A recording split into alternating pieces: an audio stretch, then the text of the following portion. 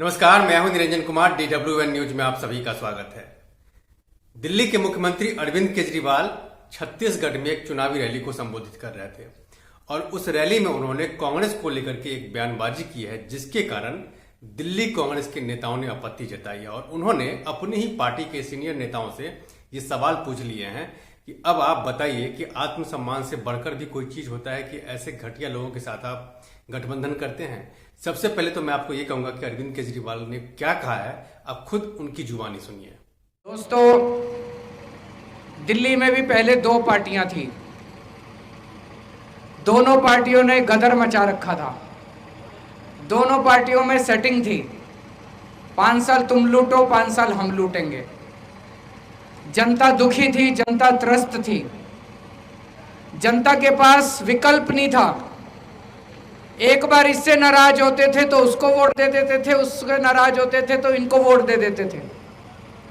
फिर ऊपर वाले ने एक चमत्कार किया और एक नई पार्टी आई, आम आदमी पार्टी, ईमानदार पार्टी, कट्टर देशभक्तों की पार्टी।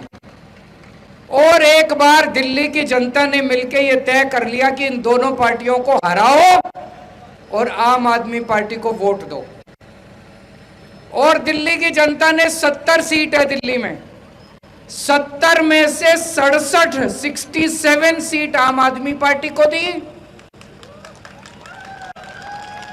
3 सीट बीजेपी को दी और 0 सीट कांग्रेस को दी।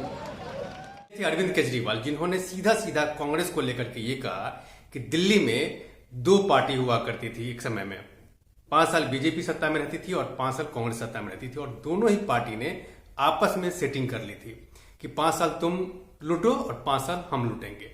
इसी बात को लेकर के कांग्रेस के दिग्गज नेता संदीप दीक्षित ने सवाल उठाए अपनी ही पार्टी पर और उन्होंने बाकायदा अरविंद केजरीवाल ने जो कहा है उस बात को उन्होंने कांग्रेस के ट्विटर अकाउंट पर उन्होंने शेयर करके सवाल पूछा कि आप बताइए कि आत्मसम्मान से बड़ा भी कोई चीज होता है या नहीं होता है।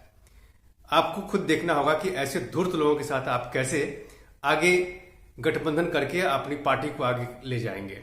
देखिए, पहले भी दिल्ली के जो नेता रहे हैं वो अरविंद केजरीवाल के साथ अलायंस को लेकर के असहज महसूस किए हैं, चाहे वो संदीप दीक्षित हो या फिर अजय माकन हो या फिर दूसरे जो बड़े नेता हैं। उन लोगों ने इंडिया अलायंस में जब अरविंद केजरीवाल को रखा जा रहा था तो उस समय उन्होंने आपत्ति जताई थी।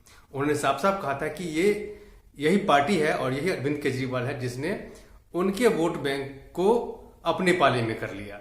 और यही चीज आपको मैं बताऊंगा कि पंजाब में भी यही चीज हुआ है।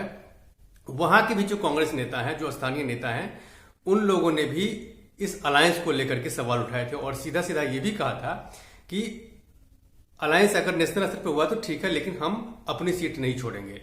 लेकिन आला कमान के कहने के बाद इसके खिलाफ बोलना लोगों ने बंद कर दिया था, जो पंजाब के जो नेता हैं वो या फिर दिल्ली कांग्रेस के नेता हैं वो। लेकिन अब अरविंद केजरीवाल जहां भी जाते हैं वहां कांग्रेस को जरूर कटघरे में खड़ा करते हैं, क्योंकि उनके पास और बोलने के लिए कोई शब्द नहीं होता है। इसीलिए वो अरविंद केजरीवाल जानबूझ करके कांग्रेस को घेरते हैं।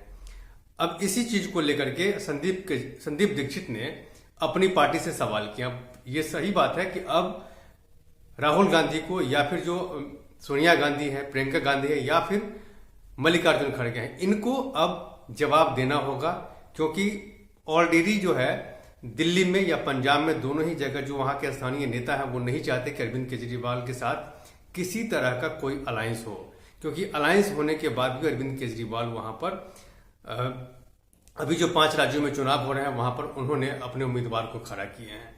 वहां पर कोई सीट बंटवारा नहीं हुआ है कि अलायंस है तो आपको इतनी सीटें मिलती है और दूसरे दल को इतनी मिलती है।